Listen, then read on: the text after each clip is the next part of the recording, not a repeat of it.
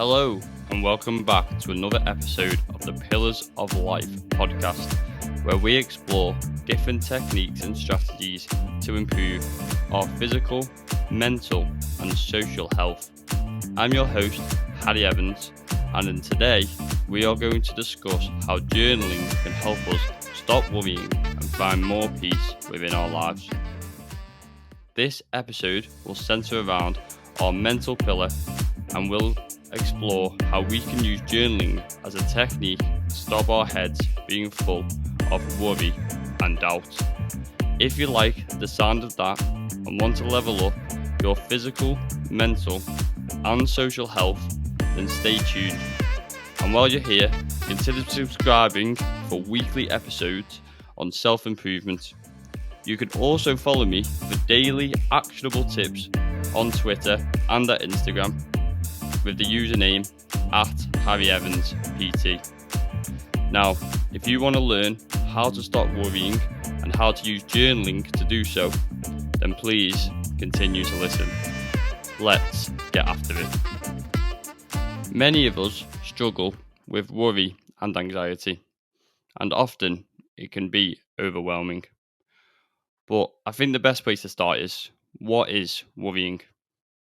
Well, worrying, as per Eckhart Tolle, is when we dwell on the past or the future, and it is when we are not completely present. And I used to be extremely guilty of this. If we think about it, all our worries are either things that we are concerned that we have done previously, or we are worried about what is going to occur in the future. We make fake scenarios around what people will think of us, and in reality, they do not really care. If we were true to ourselves, we are actually really okay. I'm recording this podcast now, so really, what do I have to worry about? If I'm in the present moment, I will not worry. If you are listening to this podcast, then why are you worrying about your future situation or what has happened to you 5 months ago? They should not impact your life as much as they do. But we are all very guilty of this, and we need a way to improve it. If we are more present within our lives, then this will help us. But a way to be more present is through journaling. I like the saying that worrying is like holding up an umbrella without there being any rain. But how can journaling actually help us? Well, journaling is a powerful tool, and it allows us to externalize our thoughts and emotions. When we write down our worries, it can help us gain clarity and perspective. It's like having a conversation with ourselves, but on paper. By doing so, we can identify patterns, triggers, and even irrational thoughts that intensify our worries. Often people say, a problem shared is a problem halved. Well, I like to say, a problem journaled is a problem quoted. Not quite the same ring to it, but you get the idea. I think the next question is, how can somebody start to journal and address their worries? And well, this is quite simple, really. To start, find a quiet and comfortable space where you can focus without distractions. Personally, I use my bedroom and my bed to sit upright with my notepad and pen, but this can be anywhere, whether it be outside, at the dining table, just somewhere where you can focus without distraction. Begin by writing down your worries, big or small, without any judgment. Just let your thoughts flow freely onto that piece of paper. It's important to be honest and authentic with yourself during this process. For myself, I like to call this a brain dump, where we just write down the first things that come to us, and in the morning, this can offer a lot of clarity. You don't have to put any boundaries on what comes to mind, just write it all down, whatever springs to mind straight off the bat. This is really helpful in the morning and can help us decipher and prioritize what tasks we want to do with the day. After writing down your worries, take a step back and read through what you've written. Try to identify any reoccurring themes or patterns. Are there any common triggers that consistently lead to worrying? By recognizing these patterns, you and I can start to challenge and reframe our thoughts. It also helps to break the worries down into steps and begin to put one action, and I mean one action, on what you can do right now to combat that worry. Or if you can't write one action on what you can't do right now, or if you can't do one action that you can't do in the immediate future, then think to yourself, does this worry actually matter? Does it deserve the attention and mindset and space in my mind I'm giving it? Does it deserve that if I can't even think of an action to combat it? Often, the answer is it doesn't deserve to be in your mind. However, journaling is not just a venting tool, it's a way to gain insight into our worries. Once you've identified reoccurring patterns, ask yourself if these worries are rational or if they're based on assumption or fears. Challenge these irrational thoughts by writing down evidence that supports them, or, on the other hand, what contradicts them. This process helps us gain a more balanced perspective and can help us combat those irrational thoughts. By challenging our irrational thoughts, we can start to break free from the cycle of worry, something that we should all aim to do, and something that can really have a positive impact on our mental pillar, something we are trying to improve. Personally, my favourite type of journaling is gratitude journaling.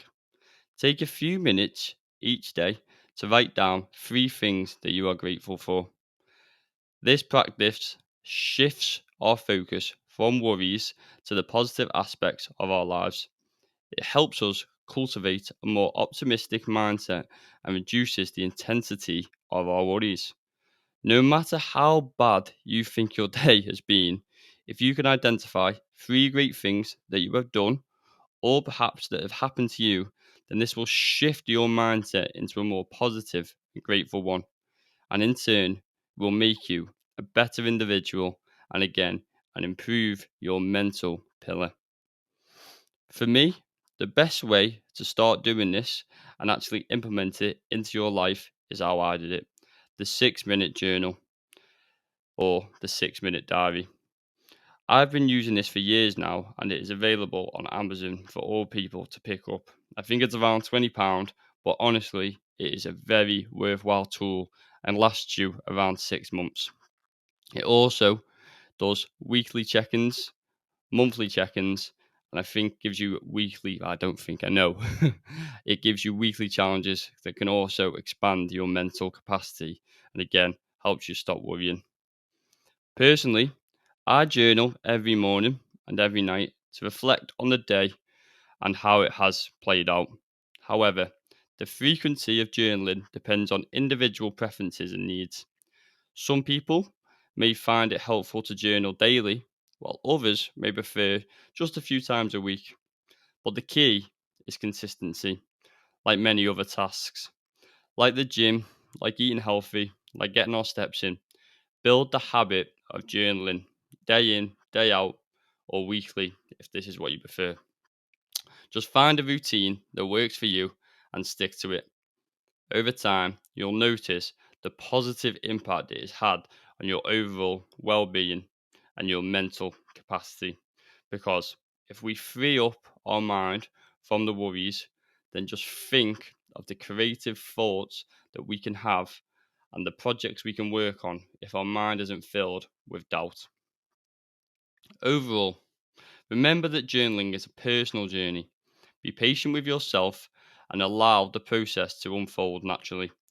Don't judge yourself, don't judge your thoughts, and don't judge your worries. This is a safe space for self reflection and growth. Be consistent and give it a go, and you never know, your worries and thoughts may not seem too bad. And from personal experience, I can honestly say journaling has had the most positive impact for me that any self improvement habit has had after the physical improvements. So often, when people start their self improvement journey, they go towards the physical pillar, improving their body, improving their nutrition. And I agree with this. Going to the gym and improving my nutrition has helped me tenfold. But journaling has helped my mental capacity and helped me stop worrying so much. I honestly feel like I can take any worry, task, concern I have, take it down on pen and paper and overcome it just because I've built the habit of journaling. From personal experience, earlier on this year, I went through a rough patch in a relationship where I went through a breakup. I know personally, without speaking to friends, but also without journaling, I would not have been able to get through this. It has also now helped me in work when I come across a task and I write the worry down, obviously decide whether it is feasible or it is an irrational thought, and then I write down my plan of action. But most importantly, only one step at a time, one action at a time. This also links in with the circle of influence and how much we worry about stuff that aren't actually in our circle of influence. If we cannot do anything about that worry of thought that we have jotted down on our journal, then should we actually worry about it?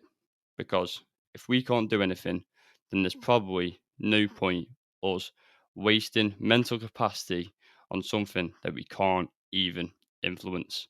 And I think that is something we need to reiterate and potentially something you could write down in your journal. Also, from a personal point of view, with journaling, I like to write down positive affirmations. This is something that's prompted by the 6 minute diary. However, such things as do not worry about things outside of my circle of influence, and when that's reiterated by writing it down day in, day out, like Bart Simpson on the chalkboard of the Simpsons intro, when we write down these affirmations that we want to implement into our lives, and we do that daily, weekly, monthly, and even yearly, we start to believe what we are writing down and we become better human beings.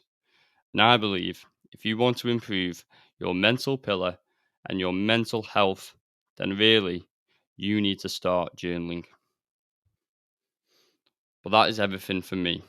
Thank you for tuning in to another episode of the Pillars of Life podcast. And if you've made it this far, then please do consider giving a review. This will help me grow the channel, grow the podcast, and reach more people who want to grow their physical, mental, and social health. If you do want to get in touch or want to give me a follow on Twitter, then please do so at Harry Evans PT or look down in the show notes at the bottom of this podcast. But for now, I will see you later and catch you next time.